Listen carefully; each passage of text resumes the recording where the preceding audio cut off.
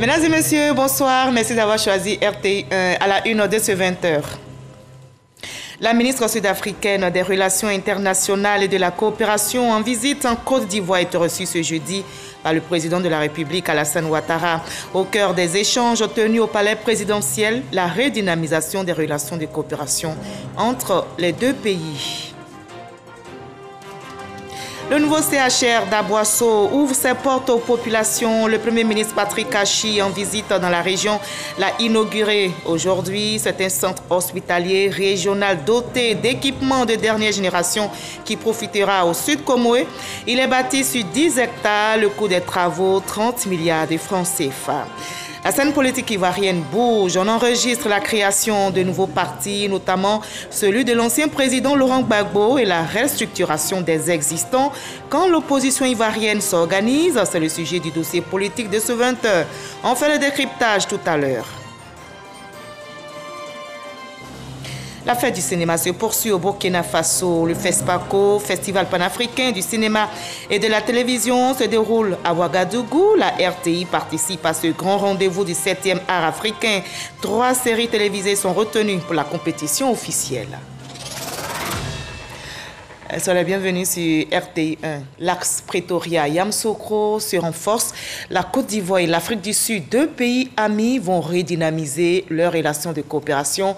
Le président Cyril Ramaphosa sera bientôt en visite à Abidjan. Et bien pour les préparatifs, la ministre sud-africaine des Relations internationales et de la coopération est dans la capitale économique ivoirienne. Elle a été reçue par le président Alassane Ouattara à Ouattouri. Le président sud-africain Cyril Ramaphosa va effectuer en décembre une visite d'État en Côte d'Ivoire. En prélude à cette rencontre au sommet, la première session de la grande commission mixte de coopération entre la Côte d'Ivoire et l'Afrique du Sud s'est tenue à Abidjan du 19 au 21 octobre 2021. La ministre sud-africaine des Relations internationales et de la coopération, Dr Grace Naledi Mandisa Pandor, qu'accompagnait Mme Kandia Camara, ministre d'État, ministre des Affaires étrangères, est venue faire au président de la République Alassane Ouattara le point sur les travaux de la grande commission mixte, notamment les accords de coopération en cours de négociation. Nous avons abordé la question de la signature d'un certain nombre d'accords qui seront signés à l'occasion de la visite de son Excellence, Monsieur le Président de la République d'Afrique du Sud, ici en Côte d'Ivoire. Nous avons également transmis les salutations les plus fraternelles et les plus chaleureuses émanant de son Excellence, Monsieur le Président de la République d'Afrique du Sud, à l'endroit de son frère et son ami, son Excellence, Monsieur le Président de la République de Côte d'Ivoire, M. Alassane Ouattara. Nous avons également abordé la question de la pandémie de la COVID-19 et les progrès effectués par nos 2 pays. Il y a des progrès substantiels, effectivement, qui sont donc accomplis par les 2 pays, mais nous avons mis l'accent sur la nécessité de fabriquer, de produire les vaccins ici en Afrique, donc afin que nos populations puissent y avoir accès le plus facilement possible. La Côte d'Ivoire et l'Afrique du Sud entendent ainsi faire de l'axe Yamoussoukro-Pretoria un modèle de coopération sud-sud. Et cela se concrétise. Des experts ivoiriens et sud-africains ont eu une réunion. Il s'agit de la première session de la commission mixte de coopération entre les 2 pays. Les 2 parties, l'Afrique du Sud et la Côte d'Ivoire, justement, ont statué sur les différents axes de renforcement des relations bilatérales. Il en est ressorti un communiqué final ce jeudi. La Côte d'Ivoire et l'Afrique du Sud vont intensifier leur coopération dans divers domaines, nous rapporte Konaté Moussa. 3 jours de travaux pour la première session de la commission mixte de coopération Côte d'Ivoire-Afrique du Sud, en présence des ministres en charge des affaires étrangères des 2 pays. Les parties se sont engagées à intensifier leurs relations dans divers secteurs. S'agissant de la coopération dans les domaines de l'environnement, des communications et des télécommunications, les parties ont noté avec satisfaction le niveau des investissements sud-africains en Côte d'Ivoire et compte tenu du potentiel existant dans ces domaines, ont convenu d'intensifier et de promouvoir leur coopération bilatérale. En matière de transport aérien, les parties ont exprimé le souhait de voir les compagnies South African Airways et Air Côte d'Ivoire assurer la desserte entre les 2 pays. Les parties ont noté avec satisfaction l'accroissement du volume des échanges commerciaux entre les deux pays. Au regard de leurs immenses potentialités, les parties ont convenu de prendre toutes les mesures nécessaires pour promouvoir davantage le commerce et les investissements bilatéraux. Des conclusions qui démontrent la redynamisation des relations diplomatiques entre les deux pays, la Côte d'Ivoire et l'Afrique du Sud. La ministre Kandia Camara se félicite de la tenue des travaux. Cette session, dont la tenue constitue en soi un véritable succès, a permis de clarifier le champ de notre coopération et de combler les insuffisances constatées pour l'atteinte des résultats plus fructueux. Nos échanges, qui se sont déroulés dans une ambiance cordiale, attestent de la qualité des relations historiques et fraternelles qu'entretiennent nos deux pays, résolus à travailler de façon concertée et à matérialiser leurs efforts pour relever les nombreux défis auxquels fait face notre continent. Nous sommes convaincus que, poussés par la même flamme et par la même détermination, nous poursuivrons nos efforts pour renforcer cette belle et fructueuse coopération entre nos deux pays. 33 projets d'accord de coopération ont été identifiés par la Commission mixte de coopération Côte d'Ivoire-Afrique du Sud, dont 12 seront signés lors de la visite du président d'Afrique du Sud en Côte d'Ivoire. Et dans l'actualité nationale, le Premier ministre Patrick Kachi va au contact des populations du Sud Comoé. Il est arrivé dans la région ce jeudi pour une visite de travail et à la grande joie des populations, le nouveau CHR d'Aboisseau a ouvert ses portes. Le chef du gouvernement ivoirien en visite donc dans cette région a inauguré le CHR aujourd'hui et sachez que c'est un centre hospitalier régional doté d'équipements de dernière génération qui profitera au Sud Comoé. Il est bâti sur 10 hectares, nous rapporte Alexis Ouedraogo. Voilà le CHR d'Aboisseau. Chef-d'œuvre architectural bâti sur plus de 14 000 m², avec une capacité d'accueil de 200 lits, un plateau technique de dernière génération et son personnel de santé remonté à bloc. Il y a quelques jours, sinon quelques semaines, on souffrait. On perdait des malades qu'on pouvait sauver. Faute d'équipement, vraiment c'est un plaisir. Quand tu sens que tu vas travailler avec facilité, vraiment c'est un grand plaisir pour nous. Ce jeudi, pour l'inauguration de l'ouvrage, la région accueille le chef du gouvernement, Patrick Kachi. Pas de danse et liesse populaire pour un jour très attendu. Pour le ministre de la Santé, l'action s'inscrit dans le vaste programme initié par le chef de l'État pour une meilleure prise en charge de la santé des populations. Cet hôpital, construit sur une superficie de 10 hectares, comprend 7 services et 200 lits. Il est équipé d'un bloc opératoire de 3 salles, d'un scanner, d'une salle d'hémodialyse, d'un service de radiologie, d'un service de réanimation, d'un pôle mère-enfant, d'un bloc d'urgence, des laboratoires, le tout pour un montant de 30 milliards de francs CFA. Les services de ce nouveau centre hospitalier régional permettront de mutualiser les offres de soins avec celles des établissements sanitaires de premier contact de la région du Sud Comoé pour servir une population cible d'environ 800 000 habitants dans cette région. Pierre Damba a aussi invité les populations à se faire enrôler pour la CMU et à poursuivre la lutte contre la Covid-19. Et parce que le développement local impose la participation de ses fils et filles, le plus heureux ce jour reste le président du conseil régional, Aka Wele. Il salue le soutien constant du président Alassane Ouattara aux côtés des populations, toujours tout mettre en œuvre pour améliorer la qualité de vie. Dans le cas de ce centre hospitalier régional, il y a eu ceux qui l'ont pensé, ceux qui l'ont réalisé, ceux qui l'inaugurent aujourd'hui et ceux à qui cet ouvrage est destiné. Mais il y a un fil conducteur qui lie tous ces hommes. C'est la très grande ambition du président de la République qui, nous ne nous lasserons jamais de le répéter, donne du sens et de la vie à nos rêves, au rêve de voir la Côte d'Ivoire compter à tout point de vue parmi les nations qui donnent des motifs d'espérer et des raisons de vivre à leur population. C'est le 27 mai 2019 que l'ancien chef du gouvernement, Amadou Gon Coulibaly, posait la première pierre de l'ouvrage. Malgré la pandémie qui secoua le monde, l'infrastructure réalisée par la société Agentis a pu être livrée dans les délais.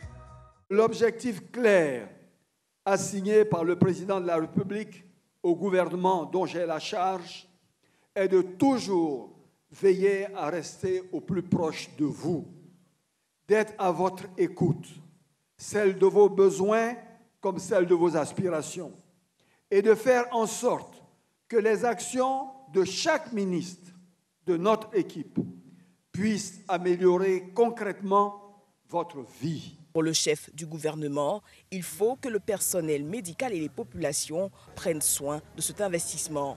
De nombreuses autres infrastructures ont été réalisées dans votre région en matière de routes, d'édifices scolaires, d'électricité ou d'adduction à l'eau potable, et cela va continuer. Oui, vous avez raison aujourd'hui, vous, jeunes générations, soucieuses de votre avenir, d'écouter non plus ceux qui parlent, mais ceux qui savent bâtir. Non plus ceux qui tentent de faire rêver les peuples avec des belles formules, en oubliant qu'hier, ils ne les ont pas servis.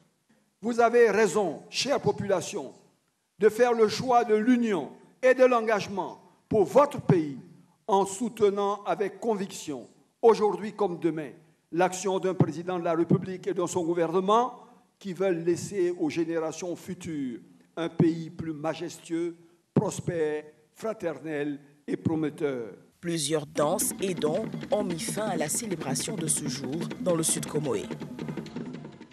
Et les populations sont fières de leur CHR. Elles se sont exprimées au micro de notre reporter Alexis Ouedraogo. Nous les écoutons.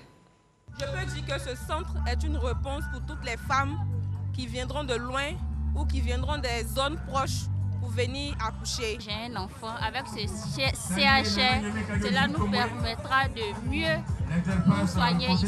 Bon, par exemple, je viens d'Ayamé.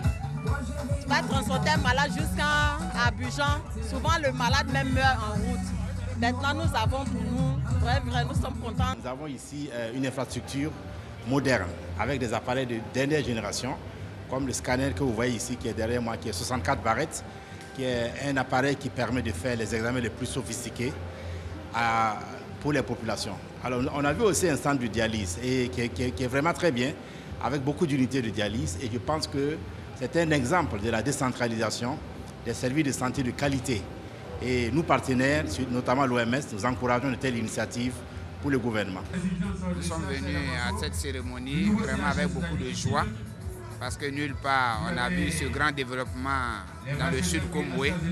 On fait que dire merci au président de la République et au Premier ministre et au président aussi Akaoulé pour tout ce qu'il a pu entreprendre dans le Sud Comoé. Notre joie est encore très grande parce que la santé n'a pas de prix, mais la santé, c'est la première qualité de tout être humain.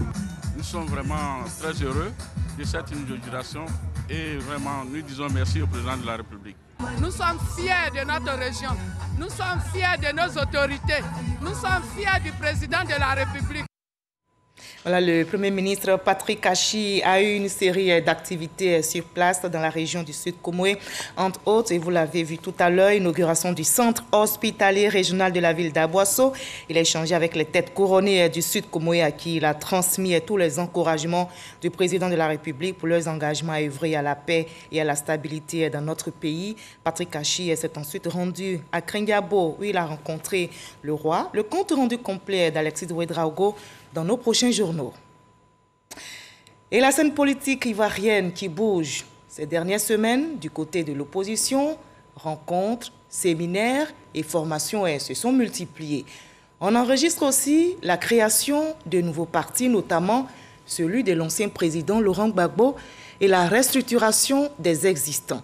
Quand l'opposition ivoirienne s'organise, c'est le sujet du dossier politique de ce 20 signé Alexis Ouedraogo.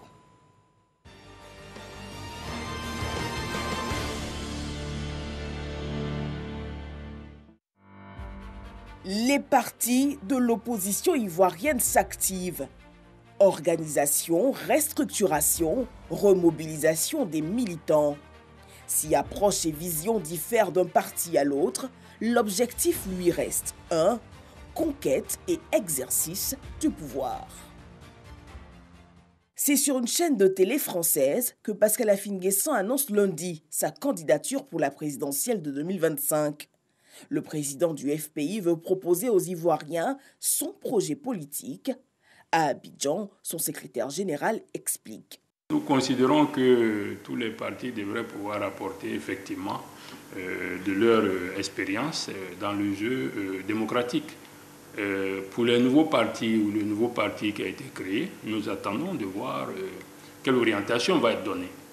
Mais nous en appelons principalement au fait que tout le monde devrait se retrouver autour du processus de réconciliation nationale. Réconcilier les Ivoiriens, une vision partagée par le PPACI. Le 17 octobre, le Parti des peuples africains voit le jour à Abidjan. Son congrès constitutif désigne comme premier responsable l'ancien président Laurent Gbagbo. Le parti se projette plus loin, réunifier tout le continent. Notre volonté est de faire en sorte que sur la base de l'existant, c'est-à-dire le FPI, fondé par le président Gbagbo, Simon Gbagbo et tous les autres, sur cette base, nous ratissions le plus large possible pour mettre en place un instrument africain, panafricain, qui aborde les problèmes de la Côte d'Ivoire et de l'Afrique. Pas très loin, à la maison du parti à Cocody, le PDCI-RDA lui referme les portes de son colloque qui marque la célébration de ses 75 ans. À la clé, des résolutions pour remobiliser les composants du parti en améliorant la démocratie interne. Autre chantier, celui de la cohésion sociale. Je prendrai dès cette semaine une décision portant nomination à mon cabinet d'un conseiller spécial en charge de la question de la réconciliation, question d'une extrême importance. Le parti annonce pour courant 2022 son congrès ordinaire pour être plus près de la base. Une dynamique constatée sur la scène politique, diversement appréciée par les populations. C'est tout ça qu'on appelle la démocratie. Parce qu'un pays de droit, un pays démocratique, c'est normal qu'on laisse au moins libre champ à chacun de s'exprimer, mais en s'exprimant, que seulement il suit les règles. L'appel que peut lancer à tous les partis politiques, que le premier point de leur programme de gestion, la cohésion, l'unité et le vivre ensemble. Pour moi déjà, c'est un signe qui prouve que nous sommes sur la voie de la paix. Si plusieurs saluent cette vitalité de l'opposition ivoirienne, un grand nombre en appelle au respect de l'intérêt supérieur de la nation. La question de la réconciliation est primordiale. Beaucoup de choses se font, mais comme je le dis encore, c'est superficiel. Il faut aller plus loin que cela. La jeunesse attend autre chose que cela. Un autre discours. Voilà, par-delà la simple question de l'acquisition du pouvoir. Il faut qu'on s'entende pour que la population vive en paix. Il suffit simplement que les hommes politiques qu'on appelle, apportent de la quiétude aux Ivoiriens. C'est tout ce que les Ivoiriens demandent. Un plaidoyer qu'appuie le directeur résident du National Democratic Institute. Ce qui se passe actuellement en Côte d'Ivoire est tout à fait normal. Vous savez, il n'y a jamais de démocratie parfaite. Et tout ce qui se passe concourt à enrichir davantage le débat politique, mais surtout que cela soit de façon saine, de façon constructive, de façon consensuelle, et faire en sorte que les acteurs politiques ivoiriens se parlent, construisent sur le consensus, pour ensemble définir la modalité qu'il faut pour aller aux élections de 2025. L'Institut qui travaille à l'avancement de la démocratie sur tous les continents en surveillant les élections et formant les dirigeants politiques vient d'ouvrir un programme pour le pays. Au NDI, nous sommes en train de développer 2 nouveaux programmes qui vont accompagner les partis politiques à développer leurs compétences à l'interne, à faire en sorte que la gouvernance interne, la structuration des partis, l'intégrité au sein des partis soit une priorité. Organisation, restructuration, remobilisation des militants, les partis de l'opposition s'activent. À qui mieux saura courtiser le plus grand nombre d'adhérents. Voilà la scène politique ivoirienne qui bouge et l'opposition qui s'organise. C'était le dossier politique réalisé pour vous par Alexis Ouedraogo. Et la Côte d'Ivoire n'oublie pas, à l'instar des autres pays, reste mobilisée contre ce virus mortel, le coronavirus.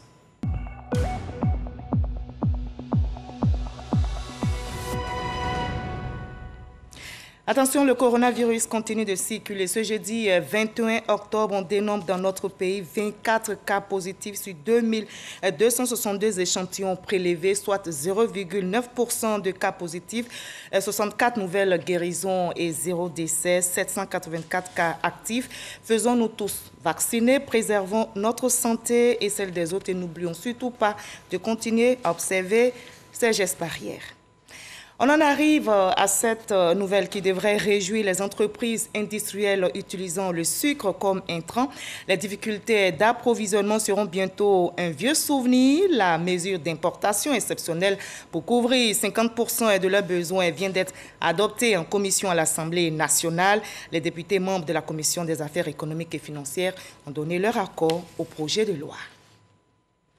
La 3e édition des Journées africaines de l'écologie et des changements climatiques a démarré ce jeudi dans la commune de Cocody. Ces journées sont des cadres de partage, d'échange et d'expérience. L'objectif est de rassembler tous les acteurs engagés dans la protection et la préservation de l'environnement pour un développement durable. Le reportage de Noël Danyogo et Grace Kando dans nos prochaines éditions. Les techniques innovantes dans l'industrie des mines sont au cœur du 70e congrès exposition de la Société scientifique de l'industrie minérale en France. Et cette année, c'est la ville de Lille qui a été choisie pour accueillir l'événement. Depuis mardi, plus de 5000 participants partagent leurs expériences des entreprises coopératives ivoiriennes engagées aux côtés de l'État pour combattre l'orpaillage clandestin. Envoyé spécial en France, Walter Madouatara. Située dans la région nord de la France, l'île est à proximité de la frontière belge. En ce jeudi du mois d'octobre, nous sommes à 15 degrés Celsius de température. C'est cette ville qui abrite le 70e congrès exposition de l'industrie minérale. La veille, la séance inaugurale a eu pour thème l'après-crise et l'approvisionnement de la France en matériaux. Cette journée est marquée par 4 ateliers, dont celui intitulé « Techniques de broyage et de séparation physique innovantes dans l'industrie minérale ». La Société de l'industrie minérale, cette société qui est une société savante, qui est très ancienne, qui a été fondée en 1855, a beaucoup d'influence et beaucoup d'importance dans le secteur minier.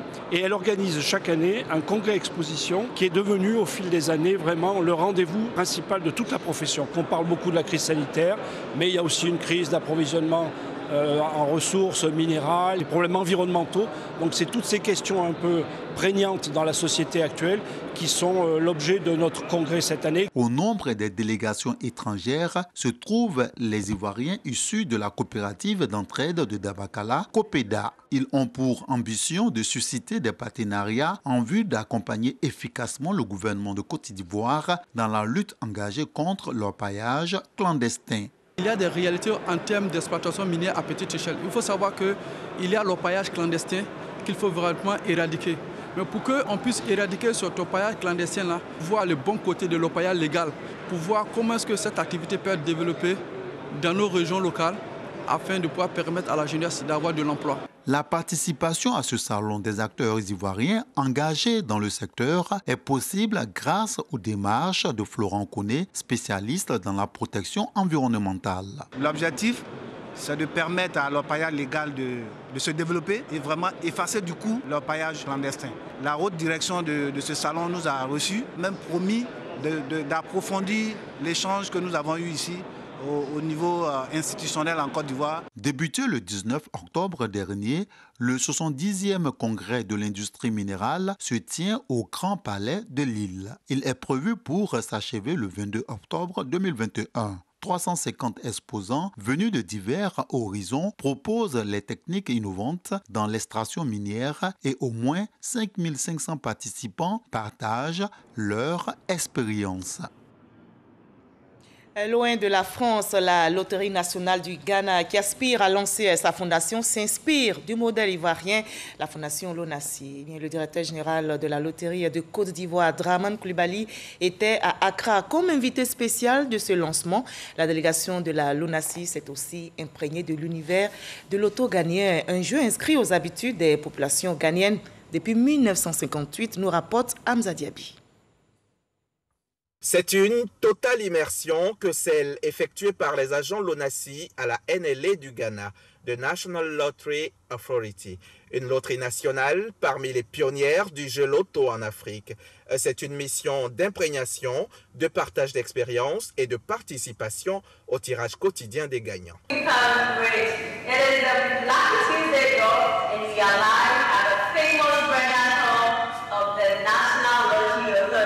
Nous avons vu comment est-ce que l'activité est organisée ici. Nous avons également assisté ce soir à un tirage, le Lucky Tuesday. Le trait commun est la recherche de la transparence. Il faut dire qu'en matière de jeu, ce que l'entreprise de jeu fait en réalité, c'est plus que le rêve, c'est la confiance.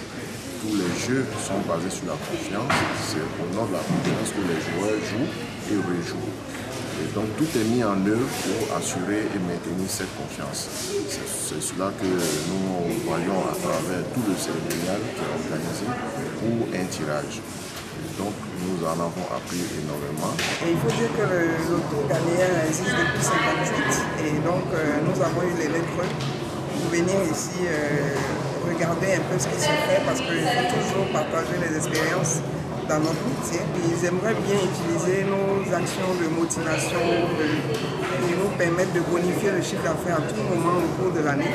Et nous avons partagé beaucoup sur nos petites stratégies et nous avons appris aussi d'eux. Nous avons appris beaucoup d'eux aussi en termes de gestion de réseau et dans le type de distribution qu'ils ont, ce sont des éléments qu'on peut greffer aussi à notre stratégie et compléter la façon de distribuer le loto. Et d'autres produits même. Et ici, ce que nous pouvons apporter le plus, c'est au niveau des cartes à gratter, on appelle communément les produits à grattage. Ce sont des produits instantanés qui n'ont pas encore ici. La NLA, c'est l'ancienneté, c'est l'expérience. La LONASE, certes plus jeune, mais avec la stratégie pour des résultats plus qu'intéressants. Le loto bonheur ivoirien fait par exemple aujourd'hui 7 fois le chiffre d'affaires du loto ghanéen. Alors la présence de la délégation ivoirienne à Accra est considérée comme du pain béni.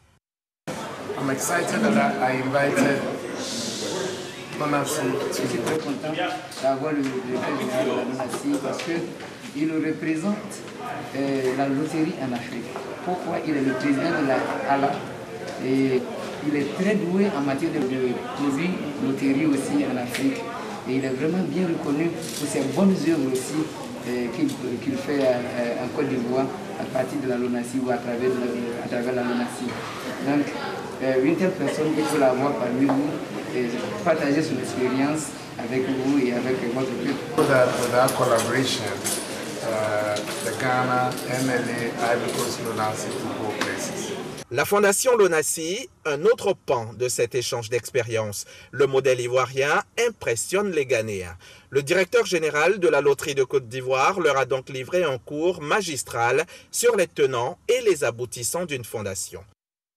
Nous avons honoré cette invitation pour encourager notre jeune frère, le DG de la NLA, à nous emboîter le pas et aussi nous avons à cette occasion prononcé une conférence sur la responsabilité sociale des entreprises, et notamment le modèle de la LONASE, le modèle ivoirien. En tout cas, c'est une très bonne chose. Nous les avons encouragés à aller dans ce sens et nous avons fait un don de 30 millions de francs CFA correspond à peu près à 60 000 $. Voilà, à la fondation. Le loto bonheur, c'est un peu plus de 7000 points de vente en Côte d'Ivoire. C'est environ 25 000 emplois créés et une centaine d'œuvres sociales composées entre autres d'écoles et de centres de santé réalisées partout sur le territoire national. Nous partons pour Kakredou, c'est ici en Côte d'Ivoire. Ce village situé dans la région du Go, longtemps resté sans tête couronnée, a désormais un chef. Koué Niaouré Henry a été intronisé en présence des autorités traditionnelles, administratives et politiques. Et il promet d'œuvrer à la consolidation de la paix, la cohésion et l'entente des filles et fils de Kakredou. Joël Gossi. Des pas de danse bien mérités. Le village de Kakredou a désormais un nouveau chef, Koué Niaouré Henry. Il succède à l'ancien chef Nguessan Zékré Alexis, démissionnaire. Une fois, deux fois, trois fois, il s'assoit. Le nouveau chef a reçu son arrêté de nomination des mains du représentant du préfet de région, préfet du département de Gagnoa, Lassina Fofana. On prit part à cette cérémonie d'intronisation les cadres du département, les chefs traditionnels coutumiers, mais aussi les guides religieux. Rassembler les fils et filles de Kakredou pour son développement, telle est la mission que s'est assignée le nouveau chef. Le représentant du préfet de région, Bema Kamagaté, saisissant l'opportunité, a prodigué de sages conseils au nouveau chef avant d'inviter les populations à le soutenir afin de lui permettre de réussir la mission qui lui est confiée. L'administration ne choisit pas un chef de village. Ce sont les populations villageoises, comme vous l'avez vu, qui désignent le chef de village selon votre tradition. Ce que l'administration l'administration ne fait qu'entériner votre choix, l'administration ne fait qu'authentifier votre choix en remettant un bout de papier au chef du village qu'on appelle arrêté préfectoral. On a des demandes chaque jour de destitution du chef. Et on le dit haut et fort, si dans 2 mois, celui qui nous envoie une telle demande, elle ne sera pas recevable. Âgé de 68 ans, le tout nouveau chef de Kakredou est marié et père de 5 enfants. Il est par ailleurs le président du syndicat national des chirurgiens dentistes du privé. Voilà, belle ambiance qui nous conduit au Burkina Faso où se poursuit la fête du cinéma. Le FESPACO, Festival panafricain du cinéma et de la télévision, se déroule à Ouagadougou et la RTI participe à ce grand rendez-vous du 7e art africain. 3 séries télévisées sont retenues pour la compétition officielle. Ces productions sont projetées dans les différentes salles en attendant le choix des meilleurs films par les différents jurys. Serge Koléa, Ambroise Asséman, envoyé spécial à Ouagadougou. S'il vous plaît.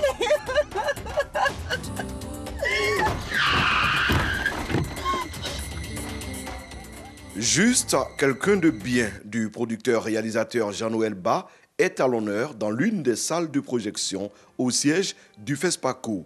Une constellation de têtes fortes du cinéma ivoirien qui donne au final une production de qualité. La RTI, coproductrice de ce 26 minutes de 17 épisodes, a bien été inspirée.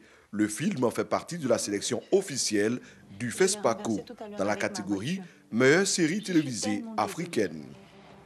Les médecins nous ont rassurés un peu, mais il doit rester pour faire d'autres examens. AMS, je suis vivant, t'inquiète.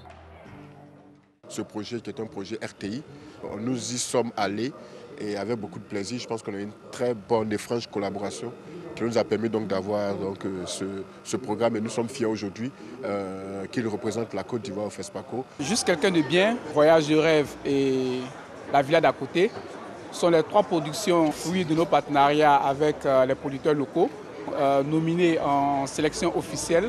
Nous avons beaucoup d'espoir pour que l'une de ces 3 séries-là soit sélectionnée comme la meilleure série africaine. Les acteurs du 7e art en Côte d'Ivoire misent sur le soutien de la RTI pour s'affirmer au-delà du Festival panafricain du cinéma et de la télévision de Ouagadougou. Le premier réflexe qu'on a, c'est d'aller vers la chaîne de son pays pour dire j'ai un projet, j'ai envie de faire quelque chose. Je pense que la RTI devait toujours être le premier choix et que les autres chaînes doivent venir en deuxième choix. En plus du fonds SIC qui existe déjà au niveau du ministère de la Culture, ce serait bien qu'on dote la RTI de beaucoup plus de fonds afin que la RTI puisse vraiment participer au développement de cet écosystème. RTI Distribution entend poursuivre ses efforts pour accompagner efficacement les producteurs locaux.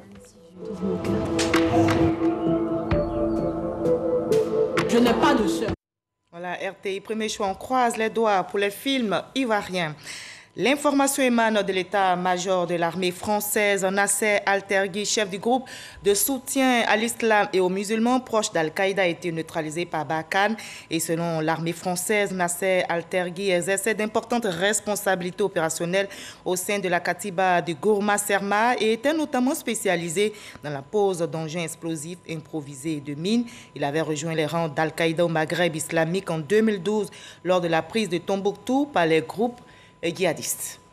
Et vous l'avez bien compris, ce journal est terminé. Merci à vous de l'avoir suivi. Je vous retrouve avec le même plaisir demain à la même heure. N'oubliez pas, prenez soin de vous.